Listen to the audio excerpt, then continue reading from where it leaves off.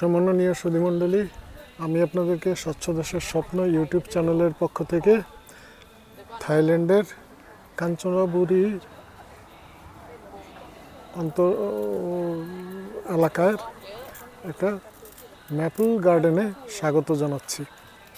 আপনাদেরকে একটু ধারণা দেয়, খুব বেশি বড় নয়, ছোট জায়গা, কিন্তু এর মাঝখানেও যে ফুলের রাজ্য, মানুষ অবাক হয়ে তাকিয়ে দেখেন এখানে প্রতিদিন হাজার হাজার পর্যটক আছে। অল্প একটু জায়গার মধ্যেই ভিতরে এটা টিকিট কেটে আসতে হয় স্বাভাবিকভাবেই।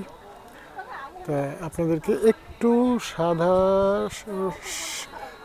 ধারণা দেওয়ার জন্য যে এরা কি করতে পারে, কত শৈল্পিকভাবে ছোট্ট জায়গা থেকে পর্যটকদের লক্ষ লক্ষ পর্যটককে আকৃষ্ট করতে পারে, দেশের সুনাম বৃদ্ধি করতে পারে।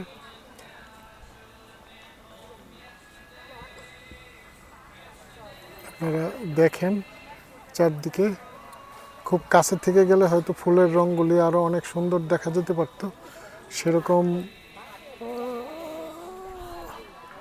দেখা একটু যাই কাছাকাছি, অল্প একটু যাই। এটা হলো মেইন প্রবেশের ভিতর দিয়ে, এটা হলো মেইন। তারপরে শাখা সড়ক আছে, এমনভাবেই বানানো আছে যে আপনি সহজেই চলাফেরা করতে পারেন, মানে কাছাকাছি দিয়ে হেঁটে আপনি ছবি তুলতে পারেন, দেখতে পারেন, সৌন্দর্য উপভোগ করতে পারেন, সেইভাবেই ব্যবস্থা করা আছে। বিভিন্ন রঙের আছে, অনেক হালকা রঙের ফুল আছে যেরকম, সেরকম আবার খুব চকচকে রঙের ফুলও আছে প্রচুর। এই যে এইখানে আবার খুব রঙিন ফুলগুলো, বড় সাইজের রঙিন ফুলগুলি বেশি। বিভিন্নভাবে দেখেন আপনারা মঞ্চের মতো বানিয়ে দিয়েছে চারদিকে ফুল দিয়ে, যে ওইখানে মানুষ বসে ছবি তুলতে পারে, দাঁড়িয়ে ছবি তুলতে পারে, তাদের পছন্দ মতো তারা উপভোগ করে। দেখেন কতজন কতভাবে ছবি তুলছে, ভিডিও করছে।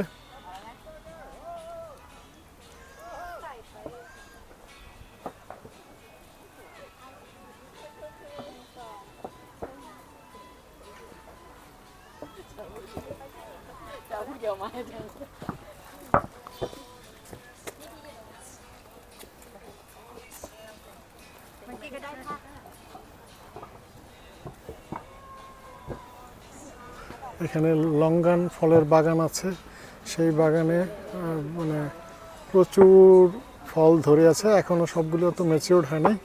মানে লিচু আর কত হয়, এত বড় বড় থুকা, এক একটার মধ্যে কয়েকশো করে, মানে 1 কেজি 1.5 কেজি 2 কেজি বা তারও বেশি হয়ে যাবে এক একটা থুকা।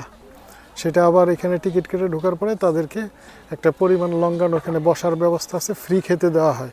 এটা তাদের প্রতি একটা সম্মান বলতে পারেন, ভালোবাসা বলতে পারেন। এই জায়গা বেশি বড় না, অল্প জায়গা, তার মাঝখান থেকেও আমি আপনাদেরকে এই অল্প একটু জিনিস দেখানোর চেষ্টা করলাম। এখানে বিভিন্ন বয়সের মানুষ আসে।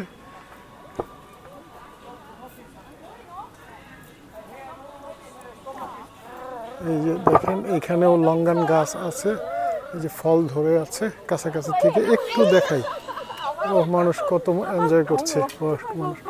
এই যে দেখেন এইখানে অল্প কিছু লঙ্গান, একটা ছোট গাছ, এখানে বাগানই আছে সামনে, তো এখানে অল্প একটু দেখালাম আর কি। এই যে এগুলি সবই কিন্তু ফুল গাছ, এই যে কলি আসছে, কিছু কিছু থেকে ফুল ফুটেছে। তা একটু ধারণা দিলাম আপনাদেরকে এই যে তাদের সৌন্দর্য বোধ এবং ফুল প্রীতির ব্যাপারে। এটা জানেন যে জাপানের পরে থাইল্যান্ড ফুলের ব্যাপারে খুবই সমৃদ্ধ, এবং তারা এটা আত্মস্থ করতে পেরেছে।